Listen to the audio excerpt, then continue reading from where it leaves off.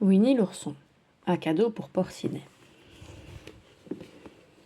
Demain, c'est la veillée de Noël. Durant la nuit, le Père Noël passera distribuer ses cadeaux. Et Porcinet ne tient plus en place. Afin de rendre sa maison la plus jolie possible, il fixe des guirlandes au mur, ajoute des boules au sapin, pose des bougies partout. Soudain, il s'arrête net. Et si le Père Noël m'oubliait ? Songe-t-il. Affolé, Porcinet se rue chez Winnie. « Il faut que je te parle, tout de suite, dit-il d'une voix tremblante. « Je viens de penser à une chose terrible, Winnie, explique-t-il en s'asseyant. Et si le Père Noël oubliait ma maison, s'il était trop occupé pour penser à mon cadeau ?» Cela fait rire Winnie. « Tu ne dois pas t'inquiéter, Porcinet. Jusqu'ici, le Père Noël ne t'a jamais oublié, n'est-ce pas ?»« Mais il pourrait, répond Porcinet, pas du tout rassuré. Je suis si petit. »« Oh, s'attendrit Winnie, mais personne ne peut oublier quelqu'un comme toi, voyons. »« Tu me le promets ?» insiste Porcinet. « Je te le promets, assure Winnie. »« Puisque Winnie le promet, le Père Noël ne m'oubliera sûrement pas, se dit alors Porcinet. Réconforté, il remercie son ami et rentre en trottinant chez lui. Mais sa visite a perturbé Winnie. Inquiet, il sort de chez lui pour réfléchir. Et si cette année, le Père Noël trahissait la promesse qu'il vient de faire ? Tout à coup, quelqu'un lui bondit dessus. « Salut Winnie !» lance Tigrou. « Pourquoi donc fais-tu grise mine ?» Winnie raconte la visite de Porcinet. « Voilà, je suis inquiet, et j'espère vraiment que le Père Noël va passer, conclut-il. »« Pas question d'attendre, réplique Tigrou. Ce qu'il nous faut, c'est un plan. Et tu tombes bien, tu as devant toi la personne idéale pour t'aider. » Après avoir écouté Tigrou, Winnie retrouve le sourire. Ce plan est parfait, mais pour le réaliser, les deux amis auront besoin d'aide. D'un pas rapide, ils se rendent chez Coco Lapin pour tout lui raconter, depuis la visite de Porcinet jusqu'à leur projet. « Tu vois, si jamais le Père Noël oublie Porcinet, nous serons prêts. Alors, tu veux bien nous aider ?» demande Winnie. « Moi ?» s'exclame Coco Lapin. « C'est Noël, plaide Winnie. Tu ne vas tout de même pas laisser tomber un ami à Noël. »« Non, bien sûr, mais Porcinet sera trop déçu si le Père Noël l'oublie cette année. Tu dois nous aider, insiste Winnie. « Bon, d'accord, je vous aiderai, répond Coco Lapin.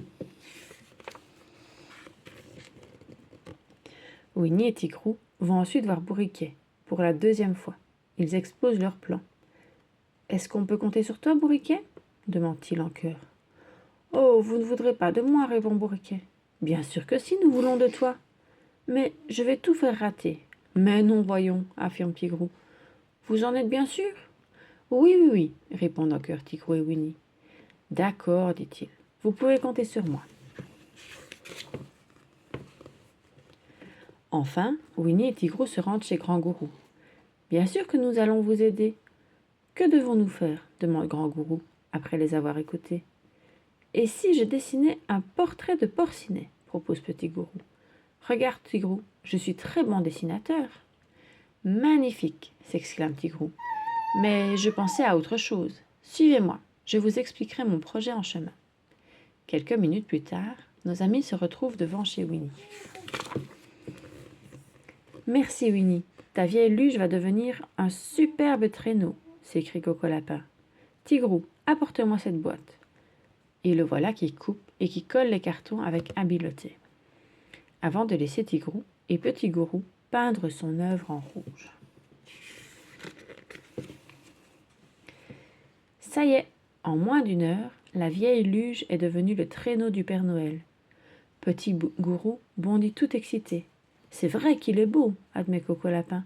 « Il ne manque plus que le Père Noël, » soupire Bourriquet. « Ha ha !» s'amuse Tigrou. « C'est le moment, Winnie. Va chercher ton costume. » Winnie se précipite et revient en tirant un gros sac. Il en sort une veste et un bonnet, ainsi qu'une barbe blanche. « Voilà !» s'exclame-t-il une fois déguisé. « Je serai le Père Noël. Et vous serez mes reines. »« Quoi ? Mais je ne suis pas un renne, moi !» proteste Coco Lapin. « Pourtant, Avec ses branches sur la tête, tu ressembles beaucoup à un renne, dit Tigrou en rigolant, car il a tout prévu, y compris les branches pour imiter les bois des rennes. Je vais me mettre devant, annonce-t-il. Allez, mes rennes, en route, lance Uni, après avoir chargé le traîneau de cadeaux. À peine a-t-il donné l'ordre du départ que Tigrou, ravi, démarre comme une flèche. Il court si vite que l'équipage croit voler sur la neige. Mais devant la maison de Porcinet, le freinage est un peu brutal. « Ça va, Winnie ?» demande Grand-Gourou. « Oui, je crois, mais ma barbe s'est envolée. » Trop affairés, nos amis ne voient pas l'étrange silhouette qui s'éclipse vers les nuages dans un joli tintement de grelots. Prudemment, Porcinet entr'ouvre sa porte. « Qui est là ?» bégaye-t-il d'une toute petite voix. « Oh, quelle bonne surprise !» s'exclame Porcinet en voyant ses amis devant sa porte. « Entrez partager avec moi mon gâteau de Noël. »« Je suis désolé, Porcinet, » dit Winnie d'une petite voix triste. « Je n'ai pas tenu ma promesse. Le Père Noël t'a oublié. »« Mais si, tu as tenu ta promesse, » s'écrie Porcinet. « Le Père Noël est venu pendant que je dormais. » Porcinet n'invente rien. Il y a plein de cadeaux au pied de son sapin. « Mais vous vous êtes donné beaucoup de mal pour moi, » poursuit-il avec un grand sourire heureux. « Et ça, c'est le plus beau de tous les présents. Merci, mes amis, et joyeux Noël à tous. »